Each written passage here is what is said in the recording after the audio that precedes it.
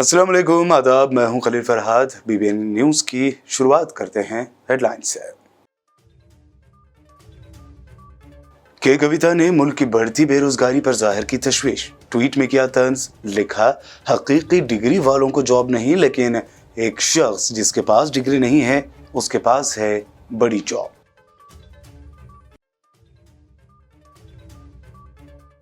Narayanpet, Siddipet assembly हलकों में हरीश राव ने अवामी जलसे में की शिरकत। कहा, सीएम केसीआर की तरफ नजरें लगाए बैठे हैं मुल्क भर के किसान।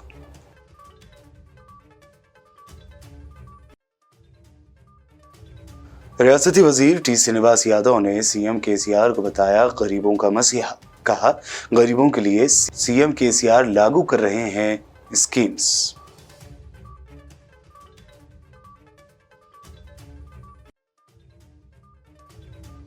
तेलंगाना वक्फ बोर्ड चेयरमैन मोहम्मद मसीउल्लाह खान ने रमजान गिफ्ट पैकेट्स तकसीम करने वाली गाड़ी को किया रवाना। हर साल रमजान के मौके पर 4.5 लाख गिफ्ट पैकेट्स तकसीम करने का किया दावा। आदिलाबाद एमएलए जोगू रमना ने बीआरएस पार्टी माइनॉरिटी सेल के साथ किया इफ्तार। कहा, अक़लियतों के माशी हालात में तब्दीली लाने और बेहतर तालीम के लिए हुकूमत ने उठाए हैं कदम।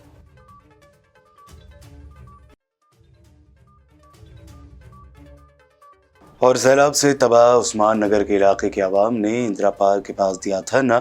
हुकूमत तेलंगाना से मुतालबात की यकसुई और राहत पहुंचाने की अपील की। और अब पेश है खबरों की तफसील। बीआरएस एमएलसी और सीएम केसीआर की बेटी के कविता ने मुल्क में बढ़ती बेरोजगारी पर तशवीश जाहिर की है। के कविता ने ट्वीट करते हुए लिखा कि बेरोजगारी की शरह 7.8 है, जो 3 महीनों में अब तक की सबसे ज्यादा शरह है। उन्होंने सवाल भी पूछा कि क्या नौजवानों की सलाहियत से फायदा उठाने की कोशिश के लिए कोई फिक्रमंदी है। एमएलसी के कविता आगे लिखती हैं कि आज के हिंदुस्तान में अवाम हकीकी डिग्रियों के बावजूद मुलाजमत हासिल नहीं कर पा रहे हैं, यह हकीकत है। जबकि एक शख्स के पास डिग्री नहीं है लेकिन उसके पास बड़ी जॉब है। रियासती वजीर हरीश राव ने आज नारायणपेट, सिद्दीपेट असेंबली हलकों में अवामी जलसे से खिताब करते हुए किसानों के मसाइल पर बात की। साथ ही उन्होंने रियासत की केसीआर हुकूमत की जानिब से किसानों के लिए उठाए गए इक़दामात के बारे में भी बताया।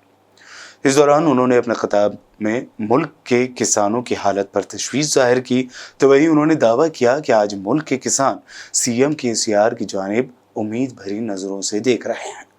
उन्होंने कहा कि महाराष्ट्र में भी किसान काफ़ी परेशान हैं। महाराष्ट्र के किसानों के वफ्द ने तेलंगाना का दौरा करते हुए सीएम केसीआर के किसानों के लिए उठाए गए इक़दामात का जायजा लिया और इसकी काफ़ी सताइश की।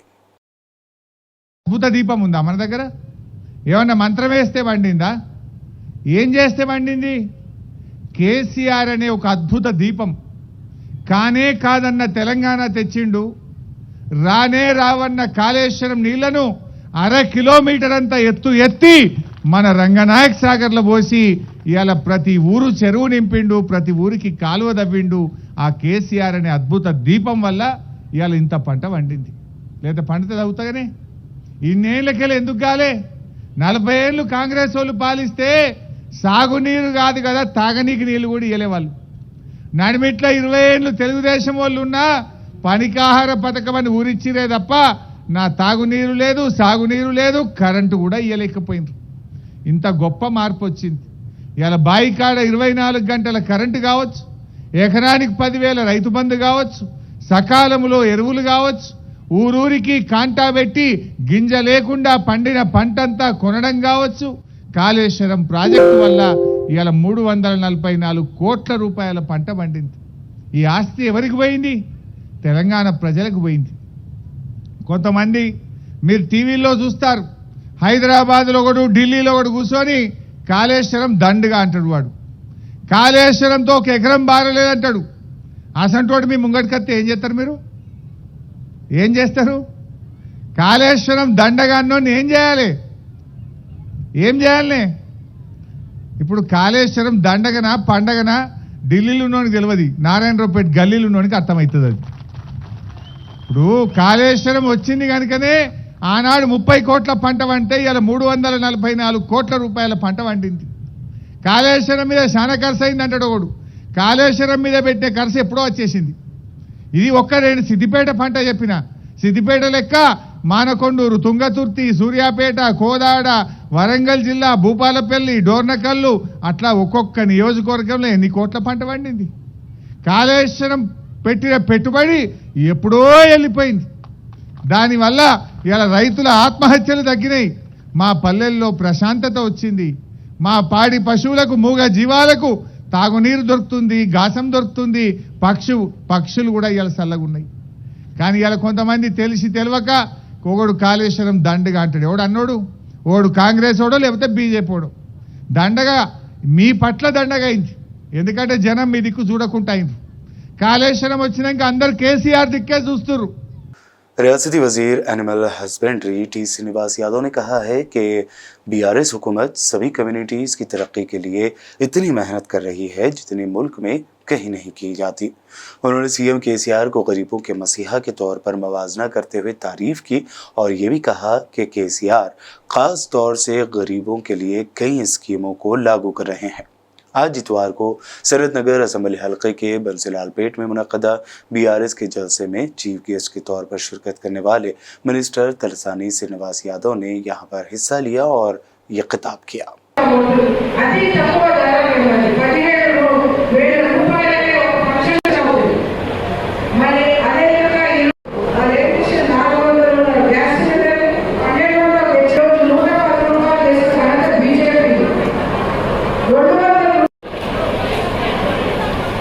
బస్తీల్లో జరిగినటువంటి కార్యక్రమాలు, జరగలేని కార్యక్రమాలు, భవిష్యత్తులో జరగబోతున్నటువంటి కార్యక్రమాలు బాబు ఏం జరిగినాయి, ఏం జరగాలి. तेलंगाना वक्फ बोर्ड चेयरमैन मोहम्मद मसूल खान ने minorities welfare commissioner B Shafiullah IFS के साथ मिलकर नामपल्ली वाक़े हज हाउस में रमज़ान गिफ्ट पैकेट्स तकसीम करने वाली गाड़ी को हरी झंडी दिखाई। इस मौके पर मीडिया से बात करते हुए मोहम्मद मसूल खान ने बताया कि हर साल रमज़ान के मौके पर 4.5 लाख गिफ्ट पैकेट्स मुस्तहक़ फैमिलीज़ में तकसीम किए जाते हैं।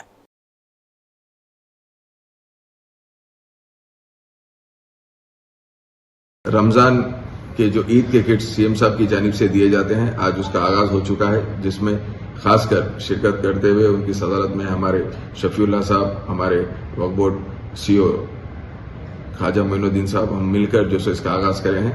जितने भी लोग हैं, MLAs भी कोटा हमारे सिटी का दिया गया है और कारपोरेटर्स का भी दिया गया है।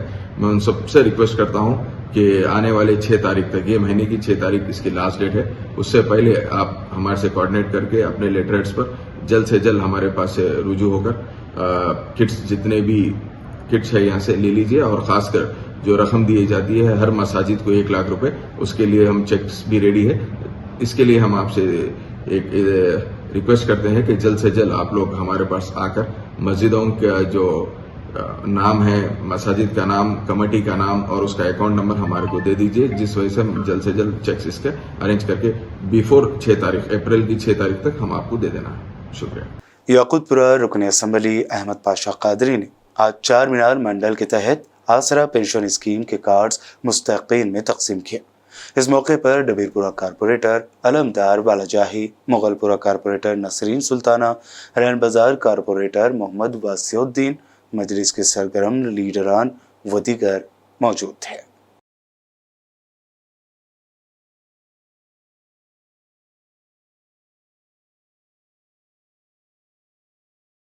बुलेटिन में खबरों का सिलसिला लगातार यूं ही जारी रहेगा। फिलहाल रुकते हैं एक छोटे से ब्रेक के लिए।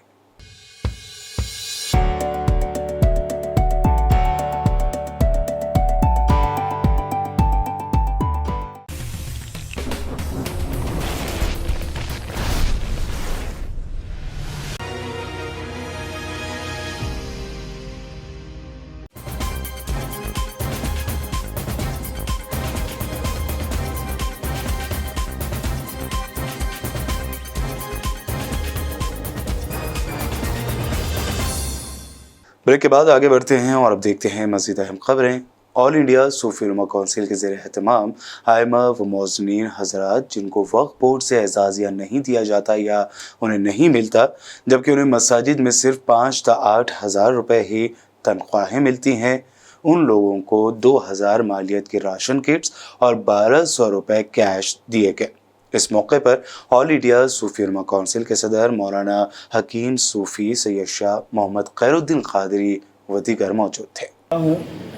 कि जिसने इस गुनाहगार इस हक़ीर को अपने बंदों की खिदमत के लिए कुछ मौका इनायत फरमाया और अल्हम्दुलिल्लाह इसी सोच के तहत ऑल इंडिया सूफी उलमा कौंसिल का क़याम अमल में आया था और उस वक्त से आज तक तकरीबन 6 साल का अरसा हो रहा है और 2018 से मुसलसल अइम्मा मौज़नीन की खिदमत में लगे हुए हैं। चाहे हुकूमत की तरफ से एजाज़ियों की जो ना अदम इजराई का मामला हो या दरख्वास्तों की मंजूरी का मामला हो, हर मामले में अल्लाह ताला ने हमसे खिदमत लिया है और इंशाअल्लाह ताला खिदमत जारी रहेगी। लेकिन हुकूमत तेलंगाना जो तेलंगाना में अइम्मा मौज़नीन के लिए जो एजाज़ियों का ऐलान किया था, जिसमें से सिर्फ 10,000 अइम्मा मौज़नीन को एजाज़े मिल रहे हैं, लेकिन अभी इस वक्त वक्फ बोर्ड में 5,000 दरख्वास्तें पेंडिंग में है जो 2018 से अभी तक उनका तस्वीर नहीं हुआ और अभी इस साल भी होने के कोई जो ना इम्कानात नहीं है। अब वो क्यों नहीं होंगे क्या है वो बात अलग है, बात फिर वो सियासी हो जाती। तो मैं सिर्फ ये कह रहा हूँ कि हमारे तेलंगाना में बल्कि अब हमारे शहर में यहाँ मौजूद है, आपको सुनकर अगर क्योंकि मैं ज़रा सख्त अल्फाज कहने में बहुत बदनाम हूँ क्योंकि मैं पेशे से हकीम हूँ और कड़वी गोली देना मेरा काम है। अब सामने वाला उसको तकलीफ समझ रहा तो उसकी सोच है, लेकिन मैं बीमारी निकालने के लिए देना मेरा फरीज़ा है। तो आज हमारा हाल ये है कि हमारे मस्जिद के इमाम को हम 5,000 रुपये तनख्वाह दे रहे हैं, जबकि हमारे बच्चों के लिए जेब खर्च में पैसा खर्चा हो जाता, पेट्रोल के लिए खर्च हो जाते। ये नहीं समझ रहे कि हमारा इमाम और मौज़न 5,000, 6,000, 8,000 तनख्वाह में 2-3 बच्चों को लेकर कैसा ज़िंदगी गुजारेगा वो। वरंगल हज सोसाइटी के जिम्मेदार सरवर मोहिउद्दीन गाजी और जुबैर गफूरी ने BBN चैनल के जरिए आज़मीन हज को इत्तला दी कि इस साल हज बैतुल्लाह को रवाना होने के लिए आज़मीन हज ऑनलाइन दरख्वास्त दाखिल करने के लिए हज कमेटी.gov.in या फिर हज कमेटी ऑफ इंडिया पर दरख्वास्त फॉर्म हासिल कर सकते हैं। उन्होंने कहा कि जिन आज़मीन ने 81,800 रुपये की रकम की किस्त अदा की है, वो आज़मीन 7 अप्रैल से पहले दरख्वास्त फॉर्म के साथ passport, Aadhaar card, PAN card, saving account की पासबुक या कैंसल चेक के ज़ेरॉक्स कॉपी ऑनलाइन दरख्वास्त के साथ मुंसलिक करें। बादशाह जुबैर गफूरी ने हज के लिए रवाना हो रहे आज़मीन को मुबारकबाद पेश की। ज़िले वरंगल से जो साल 2023 के लिए आज़मीन हज अल्लाह के घर के दीदार के लिए मुंतखब हुए हैं, उन आज़मीन हज को मैं और हमारी कमेटी की जानिब से और हमारे सेक्रेटरी जनाब जुबैर भाई की जानिब से मुबारकबाद देता हूँ। तो ज़िले वरंगल से 100 आज़मीन हज जो सिलेक्शन हुए हैं, 96 जनरल कैटेगरी के हैं और 2 70 प्लस, 2 45 प्लस के हैं। और जनगांव से जो 20 आज़मीन हज सिलेक्शन हुए हैं, भोपाल पहले जयशंकर ज़िले से 6 आज़मीन हज सिलेक्शन हुए हैं।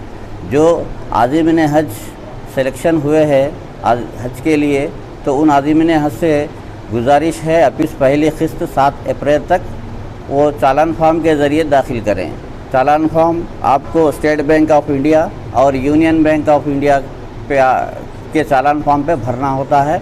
आप www.hajcommittee.india www.hajcommittee.in पर चालान फॉर्म हासिल कर सकते हैं। साथ ही साथ आप तमाम हजरात मेडिकल स्क्रीन टेस्ट और कोविड-19 का सर्टिफिकेट, ओरिजिनल पासपोर्ट, 2 अदद फ़ोटोस कापी जिसका बैकग्राउंड आपका जो है वाइट होना चाहिए, आप हज एप्लीकेशन फॉर्म जो भरे हैं उसका भी एक ज़ेरॉक्स कापी रियासती हज कमेटी तेलंगाना पर 7 अप्रैल तक वहाँ पे दाखिल करें। और रियासती हज कमेटी तेलंगाना के आज़मीन हज जो अज़ला से रवाना हो रहे हैं, काफ़ी सारी सहूलतें गुज़िश्ता सालों से दे रही हैं। मोहम्मद सलीम साहब चेयरमैन हज कमेटी ऑफ तेलंगाना और CEO चीफ एग्जीक्यूटिव ऑफिसर जनाब बी शफीउल्लाह साहब की निगरानी में तमाम तर सहूलतें आज़मीन हज को मुहैया की जा रही हैं। इसी तरह से आज़मीन हज से गुजारिश की जाती है कि वो तरबियती प्रोग्राम में जो है ना हिस्सा ले। जहाँ हाजियों को तरबियती प्रोग्राम ज़िले वारंगल में भी दिया जाता है, जहाँ पे ज़ुबैर भाई की जानिब से भी यहाँ एक हरमकुंडे में प्रोग्राम होता है, उसी तरह अंजुमन हुजाज इस्लामिया कॉलेज में भी होता है। आज़मीन हज जो वारंगल से रवाना हो रहे हैं उनसे अदबन गुजारिश की जाती है कि वो ज़्यादा से ज़्यादा पैदल चलने की जो है ना प्रैक्टिस करें, अभी से प्रैक्टिस करें, क्योंकि वहाँ पे चलना ज़्यादा होता है। अरफात के मैदान में हो, मीना के मैदान में हो, जमरात के मैदान में हो, हाजी को चलना ज़्यादा होता है, इसीलिए वो चलने की प्रैक्टिस ज़रूर करें। इस साल हज को जाने वाले आज़मीन हज को मुबारकबाद देता हूँ, इसलिए कि कल 1 अप्रैल 2023 को जो आज़मीन हज का खुरा हुआ है, जिसके अंदर 100 आज़मीन हज का नाम आया, मैं आज़मीन जिन जिन का भी नाम आया मैं उन्हें काबिल मुबारकबाद देता हूँ। मैं और हमारी मस्जिद कमेटी की जानिब से उनको मुबारकबाद देता हूँ और इसके साथ ये ख्वाहिश करता हूँ कि एक हज की क्लास हमारी इस मस्जिद चौक के अंदर हो। आदिलाबाद एमएलए जोगुर रमना ने माह रमज़ान की खुशी में चांदा में वाक़ अक़लियती अक़ामती स्कूल बॉयज़ 2 में अक़लियती क़ायदीन, municipal vice chairman Zaheer Ramzani, town general secretary Ashraf Ali, BRS party अक़लियती सेल के टाउन सदर शेख सलीम पाशा व दीगर के हमरा दौरा करते हुए तलबा के साथ इफ्तारी की और आला तालीम के हुसूल के लिए मुख्तलिफ मशवरे दिए। इस मौके पर प्रिंसिपल नरसिम्हाचारी व स्टाफ ने रुकन असम्बली जोगुर रमना का शानदार इस्तकबाल किया। इस मुनक़्क़दा प्रोग्राम में हिस्सा लेने के बाद उन्होंने कहा कि CM KCR की क़यादत में अक़लियतों के माशी हालात में तब्दीली लाने और बेहतर तालीम फराहम करने के लिए अक़लियती रिहायशी स्कूल्स व कॉलेजेस कायम किए गए हैं। इस मौके पर कोऑप्शन मेंबर मोहम्मद एजाज के अलावा मकामी अफराद ने शिरकत की। वही अल्लाह से दुआ मांग रहे, हम तो ऐसा रिक्शा चला रहे, मुझ दुकान में मुझ बेच रहूँगा, मगर हमारा जो बच्चा भी KCR साहब के सरकार में ऐसा अच्छा मौका मिला हमको, उस वास्ते हमारे बच्चे भी अच्छे होना, पढ़े लिख के नौकरी बोले तो सरकारी की नौकरी नहीं, प्राइवेट में भी कहीं सॉफ्टवेयर इंजीनियर होंगे और दूसरा कहीं प्राइवेट में सरकार से ज़्यादा सैलरीज देने का भी अभी KCR सरकार में चल रहे, आप लोगों को मालूम है। उस वास्ते आपका माँ बाप भी वही चाह रहे, उस वास्ते मैं भी आप लोगों से एक विनती क्यों बोले तो अभी 10th क्लास है, 9th class, 8th class, intermediate तो परसों हो गया। इंशाल्लाह मैं दुआ अल्लाह से दुआ मांगता हूँ, क्यों बोले तो आप लोग भी अच्छे पढ़ के लिख के आदिलाबाद के जो आप लोगों को इतने दिन तकलीफ से पढ़ाए, सो तुम्हारा प्रिंसिपल के साथ साथ टीचरों को अच्छा नाम आना, माँ बाप का अच्छा नाम कमाना। मैं हमने खास करके मेन बच्चों में अब ये उम्र में 10th से लेके इंटरमीडिएट डिग्री तक अच्छा डिसिप्लिन से आप लोग जो आज़ादा भी अच्छा रख लेना। जो टीचर्स क्लास में पढ़ाते बाद में तुम लोगों को,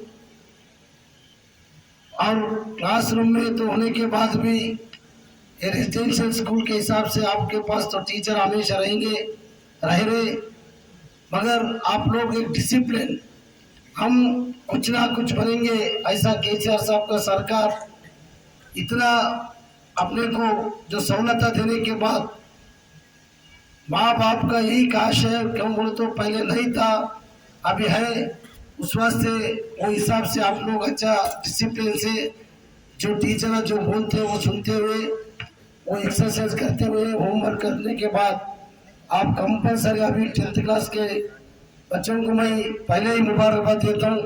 आप लोग एकदम 50 बच्चे हैं, सबको सब पूरा अच्छे फर्स्ट क्लास में नहीं मेरिट में आना बोल के इंशाल्लाह मैं और वैसे 9th क्लास।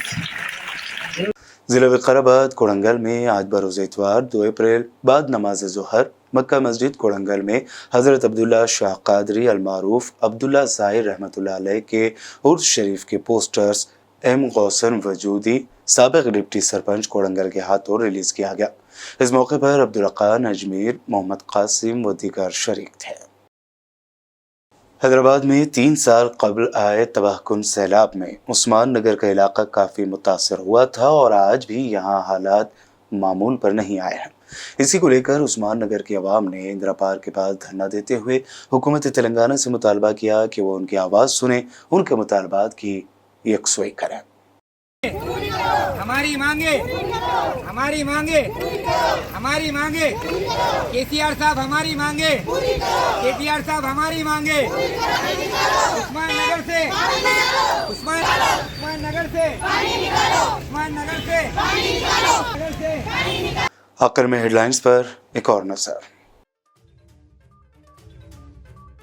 के कविता ने मुल्क की बढ़ती बेरोजगारी पर जाहिर की तशवीश। ट्वीट में किया तंज, लिखा हकीकी डिग्री वालों को जॉब नहीं, लेकिन एक शख्स जिसके पास डिग्री नहीं है उसके पास है बड़ी जॉब।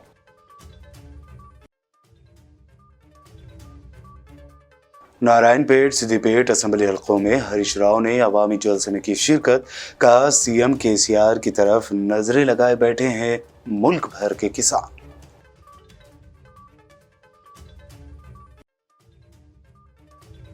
रियासती वजीर टी श्रीनिवास यादव ने सीएम केसीआर को बताया गरीबों का मसीहा। कहा गरीबों के लिए सीएम केसीआर लागू कर रहे हैं स्कीम्स।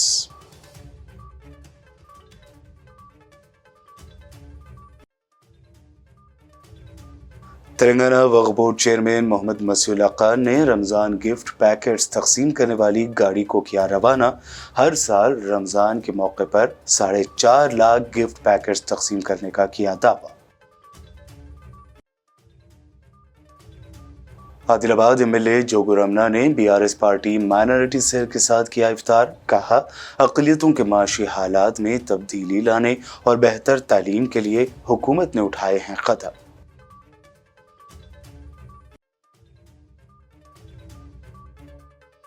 और सैलाब से तबाह उस्मान नगर के इलाके के अवाम ने इंदिरा पार्क के पास दिया धरना।